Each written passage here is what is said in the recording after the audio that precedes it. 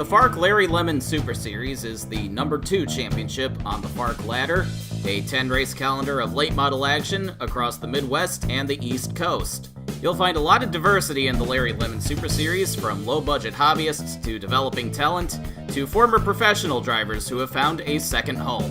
One of them being former 4-time low-dollar series champion Andy Pearson, who took home the Super Series championship in 2015 and more recently won the 2017 season opener at Nashville. Will he be a threat for a second title? Let's find out as we bring you the highlights of the 2017 FARC Larry Lemon Super Series Championship. We start with round 2 at the Toledo Speedway. Taylor Brillin on pole, but she's not making great use of that as she washes up the track and brushes the turn 2 wall. The Porteau brothers are on the attack. Bobby in the 15, former FARC Low Dollar Series champion, and Hamilton in the 42, who now goes for the lead but almost got taken out as Bobby got into the back of the 9, but Brillin pushes ahead around the outside and retakes the lead. Further back in the field, her father Kenny Brillin gets into the back of Truman Ellison, and that's a 4-car crash down in turn 1 involving Matt Pearson and Wes Murray. Andy Pearson, the Nashville winner, gets turned around by Bobby Porteau in turn 2. Eric Harrington in the 53 ends up on his roof. In the closing laps of the race, Brillin hits the wall again. Bobby Porteau goes for the lead. Hamilton follows through, trying to take second. That's the lapped car of Ricky McKenzie, the 67, staying out of the way, thankfully. But Brillin battles back, coming to 5 to go, retaking the lead from Bobby Porteau. She doesn't look back as she takes the win at Toledo. Brillin scores a perfect 135 points. The Porteau brothers gain 5 points each by leading laps, and the Pearsons recover nicely from the accidents they had earlier in the race. We are now at the Oxford Plains Speedway, all the way up in Maine, for round number 3, where former champion Gio Arias has taken the pole, but he comes under attack right away from Wes Murray.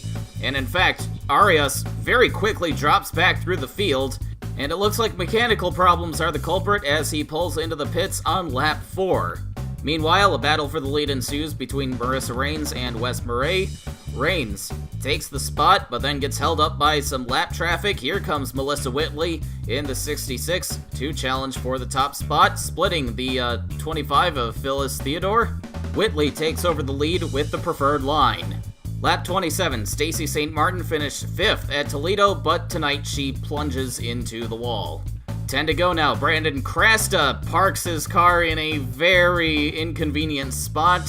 Fortunately, nobody hits him, but now Marissa Raines is trying to hold off Melissa Whitley, and not doing a very good job at that. Whitley takes over the lead. Matt Pearson trying to follow through to second, and Whitley takes the win at Oxford Plains.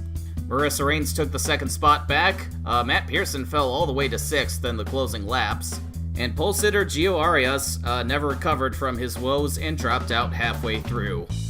Round 4 took place at the Flat Rock Speedway in Michigan. Hamilton Porteau is on pole. Bobby Porteau follows through to second. Outside pole sitter Eric Harrington struggles to get going as he now comes under attack from Melissa Whitley.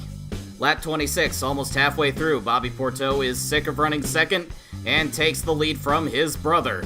Andy Pearson runs third, Wes Murray 4th. His teammate Eric Harrington falls back to 5th, but the pace car's on the track. Caution is out. That resets the field and gives Hamilton Porteau a chance to take the lead back, coming to 2 laps to go, but the Porteau brothers have lapped cars in front of them. Phyllis Theodore in the 25, Xander Massey in the X. It looks like Hamilton Porteau might have the better break as Theodore is faster than Massey. There he goes to take the lead, coming to the white flag, but the caution is out once again. Greg Nicholas gets turned into the infield by Andy Pearson, comes back up onto the track, and goes for a roll. Andy Pearson was running 4th, Nicholas was a lap down. And Hamilton Porteau is going to win the race under caution over his younger brother Bobby. But Bobby would grab the 10-point bonus for leading the most laps. Andy Pearson fell back to 6th after that crash. He hasn't finished in the top 5 since his win at Nashville.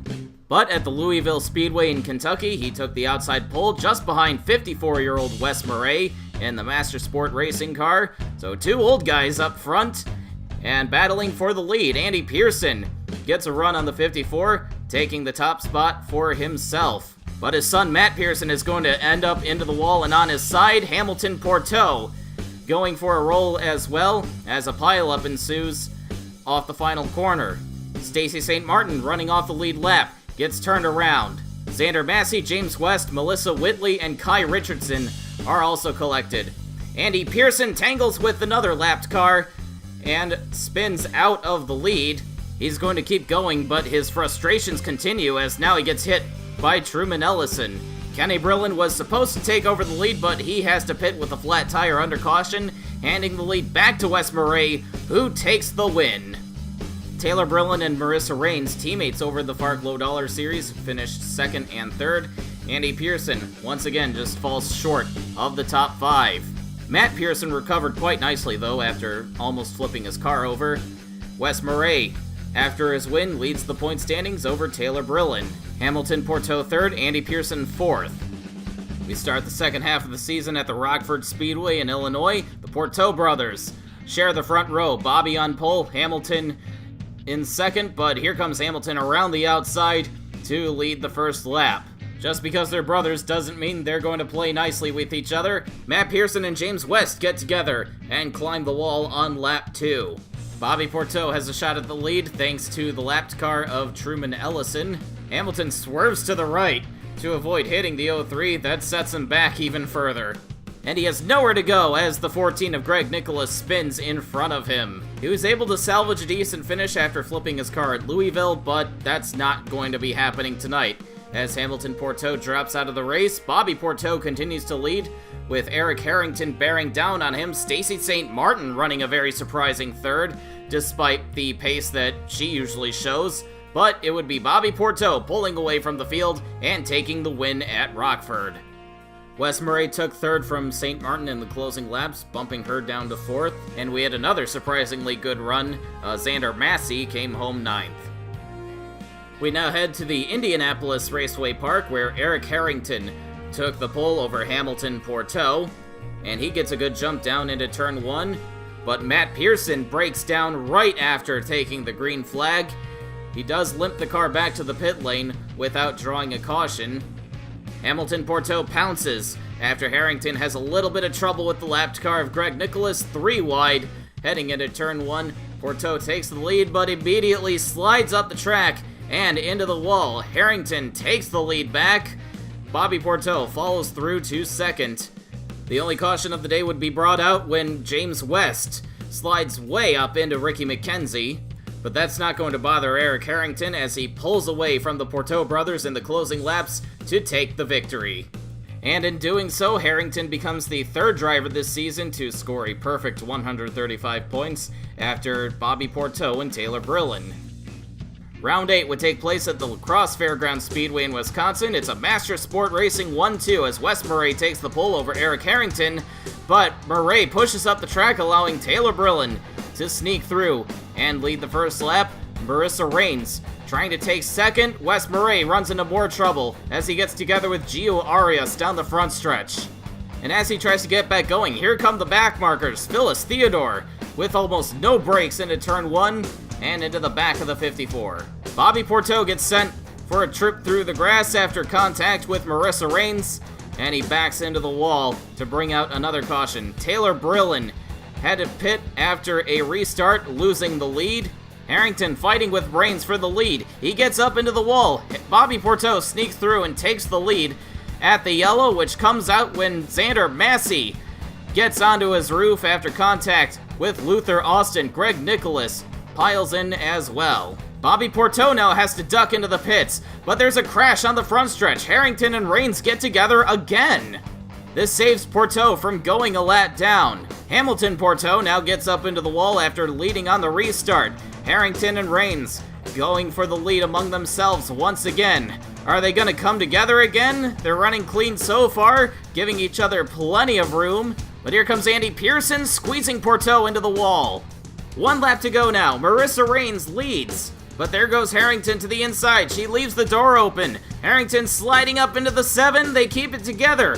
Whitley into the 53 now. Marissa Raines takes the victory. This race certainly proved to be a demolition derby, as only 11 cars were running at the finish. Truman Ellison was the last of them. And these drivers wouldn't be able to breathe easy after this race because now we head to the Bowman Gray Stadium in North Carolina, a track that is infamous for turning racing into a contact sport, but they keep it clean at the start. Taylor Brillin leading from the pole over Gio Arias, Marissa Raines coming after Arias for second at the moment, but soon it would be Eric Harrington in that spot as Taylor Brillin turns the 14 of Greg Nicholas, having no patience for the lapped cars. Hamilton Porteau turns Xander Massey around, heading into turn 1, collecting Andy Pearson.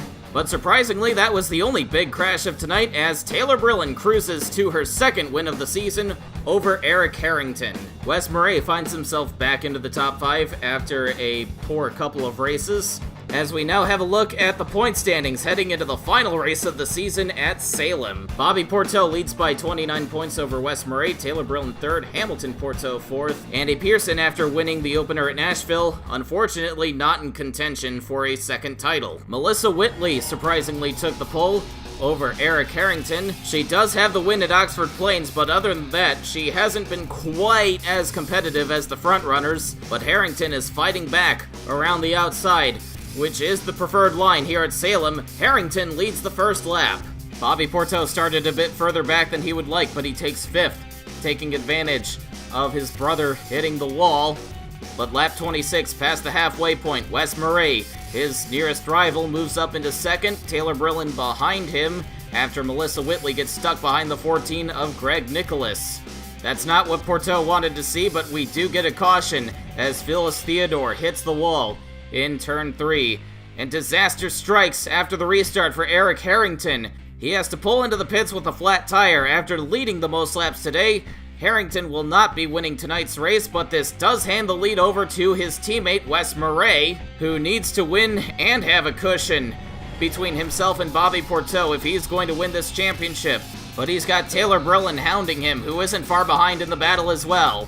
Phyllis Theodore and Xander Massey have a big crash on the front stretch wall. The track is blocked as Ricky McKenzie gets into it, and the leaders are in it. Wes Murray and Taylor Brillin get taken out. Melissa Whitley and Hamilton Porteau much luckier as they're able to come to a stop and avoid piling in. What a disaster for the second and third place drivers coming in. But now Melissa Whitley is back in the lead, trying to hold off the Porteau brothers coming to the white flag. She's not in championship contention, but she's trying to make a statement all the same. Hamilton Porteau is too far back to make a move yet. Melissa Whitley has only 3 top 5s in the season coming into this race, but tonight she's going to close 2017 with the victory at Salem, holding off Hamilton Porteau. And Bobby Porteau, by finishing 3rd, is your 2017 FARC Larry Lemon Super Series champion. Melissa Whitley does a lot of good for her final position in the standings with a 125-point haul. Kenny Brillin and James West end 2017 with their best finishes of the year. And now looking at the final standings, the Porteau brothers are 1-2, but had Wes Murray and Taylor Brillin not crashed, the battle would have probably been much tighter. And that will wrap up the 2017 FARC Larry Lemon Super Series campaign. We will surely see many of our competitors return to the series in 2018, along with some new faces. And as always, you'll be able to catch it all right here on the FARC Racing Network.